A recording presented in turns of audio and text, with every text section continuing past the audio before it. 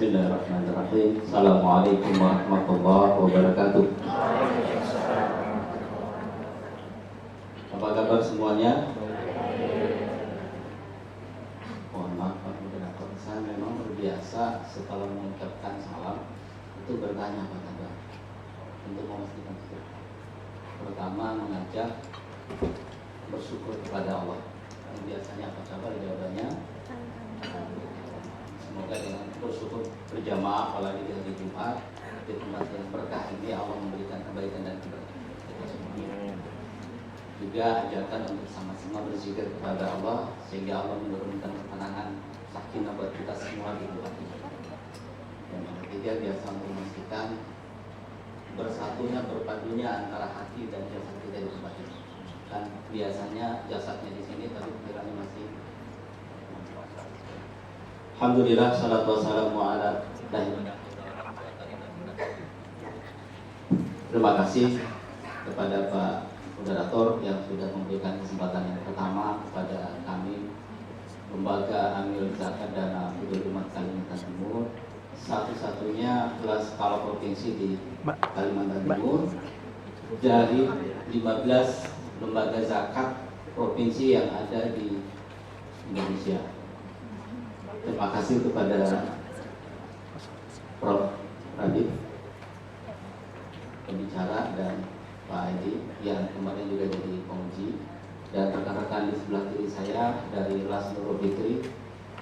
Alhamdulillah saya bersyukur Pak, karena Las Nurul Fikri ini saya endorse dari awal, dari belum dapat izin sampai dapat izin. Alhamdulillah saya juga memberikan pelatihan manajemen pengelolaan karena posisi saya juga sebagai ketua Forum Zakat Kalimantan Timur dan juga sebagai koordinator asosiasi lembaga zakat Amil Daerah Indonesia dan dari Basnas Kalimantan Selatan.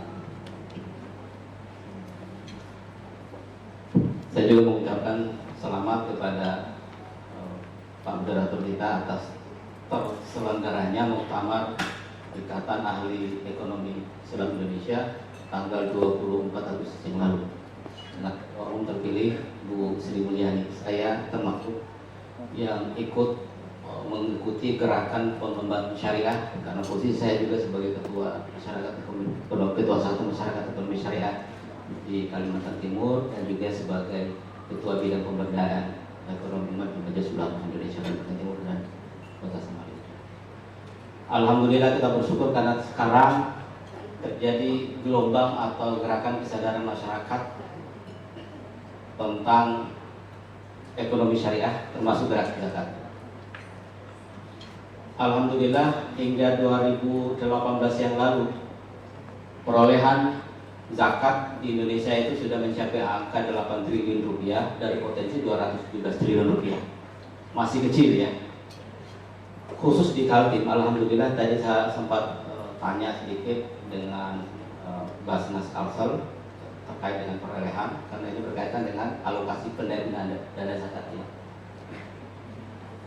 Untuk kami di Kalimantan Timur, alhamdulillah tahun kemarin baik lembaga amil zakat karena kami di Kalimantan Timur lembaga zakatnya itu yang mendapatkan izin itu ada 12. Meskipun sebagian besar adalah Mas Perwakilan Nasional yang ada di Kalimantan Timur, dan Basnas perolehan kami mencapai angka kurang lebih 100 miliar rupiah. Dari potensi di antara hitungan kami di pos dengan hitungan Basnas itu memang tidak sama.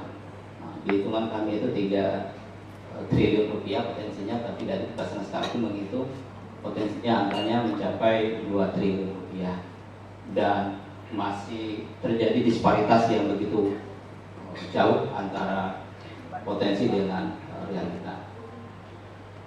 Namun kami tidak berbangga dengan besarnya capaian penghimpunan yang sudah mencapai angka 100 miliar. Kalau di kami alhamdulillah kurang lebih tahun yang lalu 13 miliar lembaga zakat DPR Kaltim.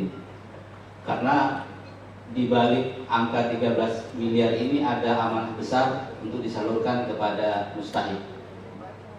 Kemarin sudah kami paparkan di hadapan Dewan Juri.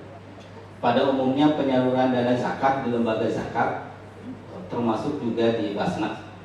Itu ada 2 klaster besar. Pertama di klaster penyaluran Karitas atau Untif yang tadi sudah disampaikan oleh Pak Bambang, bagaimana dengan zakat ini memberikan jaminan sosial kepada masyarakat tidak mampu. Dan ini yang paling mudah kami lakukan. Dan yang kedua, pendayagunaan atau pemberdayaan zakat, baik dalam bentuk pemberian beasiswa, pemberian menyekolahkan untuk menjadi dai dan sebagainya.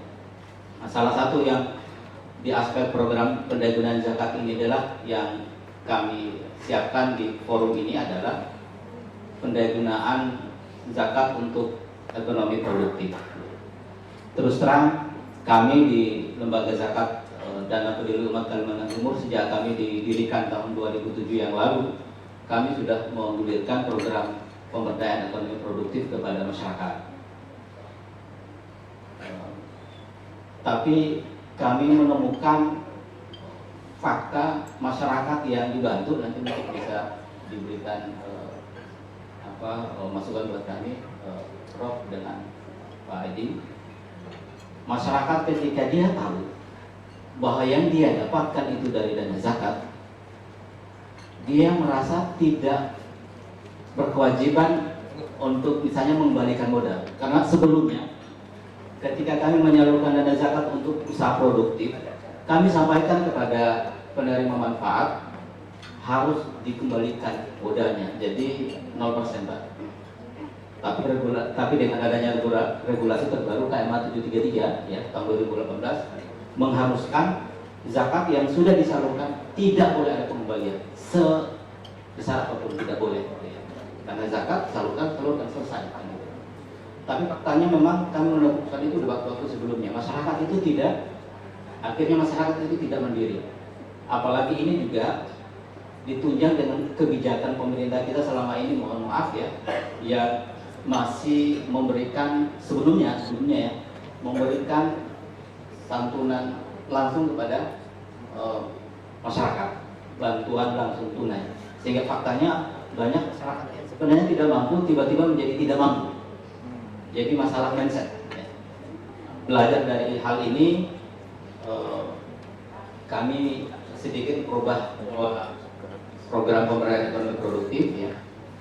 Dan kalau ditanya terkait dengan keberhasilan program pemberdayaan produktif, biasanya endingnya adalah berapa besar, berapa banyak dana yang sudah digulirkan kepada mustahik merubah mereka menjadi musaki. Pertanyaannya itu biasanya, bagaimana dana zakat ini bisa mampu mentransformasi seorang mustahik menjadi musaki? Ternyata ini bahasanya mudah diucapkan Bapak Ibu sekalian, Pak Moderator. Tapi di lapangan kami praktisi pengelola lembaga zakat ini menemukan banyak tantangan, menemukan banyak kendala. Karena tadi persoalan-persoalan lain di luar persoalan pemberian dana zakat untuk usaha produktif tadi. Tapi alhamdulillah kami di kurun waktu 2018 dan 2019 ini, kami konsen utama kami salah satunya itu di peternakan sapi. Kelompok Pak. Peternakan sapi, kelompok kepada masyarakat yang terintegrasi dengan penerima manfaat yang lain. Jadi di satu titik kami ada program pemberdayaan dakwah Quran, ada rumah Quran. Jadi anak-anaknya itu belajar Al-Quran gratis, semuanya itu dari dana operasionalnya, kemudian pengajarnya itu dari kami. Orang tuanya kami dalam satu kelompok orang tuanya itu kami berikan modal untuk peternakan sapi, penggemukan. Kenapa kami pilih penggemukan sapi? Karena pertama, dia tidak memerlukan waktu yang begitu lama. Paling penggemukan itu kan paling lama 6 bulan. 3, 2, 1 bisa dijual. Dan kami pilih ini karena kami punya program kurban. Dalam 1 tahun kami kurang lebih, kalau sapi itu kurang lebih 100 ekor titipan masyarakat kepada kami. Sehingga kami kolaborasi masyarakat peternakan yang kami bina, yang kami modali ini, kami bantu.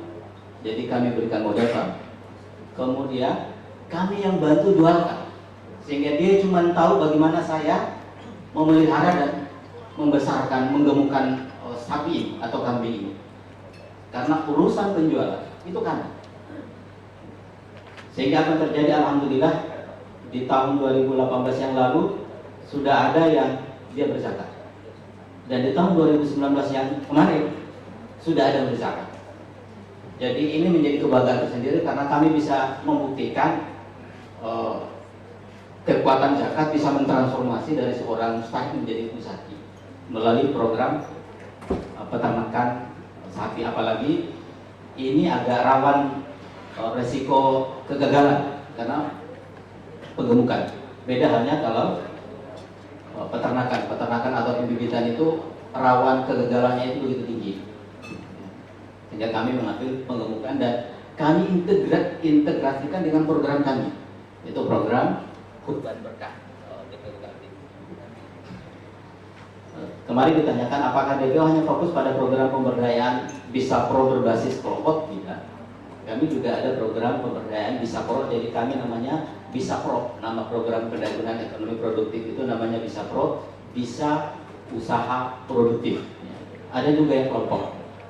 Kelompok ini plafonnya, kalau kami plafon kalau untuk kelompok itu minimal 750.000 itu mulai 750.000 besarannya setelah dilakukan survei kelayakan status kemustahikannya dan status usahanya. Kalau kelompok tadi kami berikan modal usaha mulai angka 3 juta rupiah. Kami mulai angkanya 3 juta rupiah. Dan untuk kelompok di tahun 2019 ini di selama Januari Agustus kami sudah menggelontorkan dana baru 240 juta. 240 juta kepada masyarakat. Sudah dicolek-colek sama mereka. Terima kasih Pak. Dan untuk memudahkan pelaksanaan di lapangan, kami melibatkan pihak lain. Jadi kami asesmen lapangan itu kami melibatkan pihak mahasiswa Pak. Kerjasama dengan mahasiswa Universitas Mula Warman. Kemudian kami juga melibatkan koperasi syariah. Jika mustahik yang ternyata setelah kami survei dia tidak mendekati asnaf yang harus dibantu, jadi kami berikan berusaha melalui memberikan rekomendasi melalui koperasi. Jadi kami melibatkan banyak pihak. Alhamdulillah kemarin sebelum kami ke sini kami juga barusan selesai MOU dengan Fakultas Ekonomi Bisnis dan Islam Ekonomi IAIN Samarinda untuk pengembangan gerakan zakat di Kalimantan. Mungkin demikian singkatnya karena juga sudah dibatasi oleh moderator. Terima kasih. Assalamualaikum warahmatullahi wabarakatuh. Waalaikumsalam warahmatullahi wabarakatuh.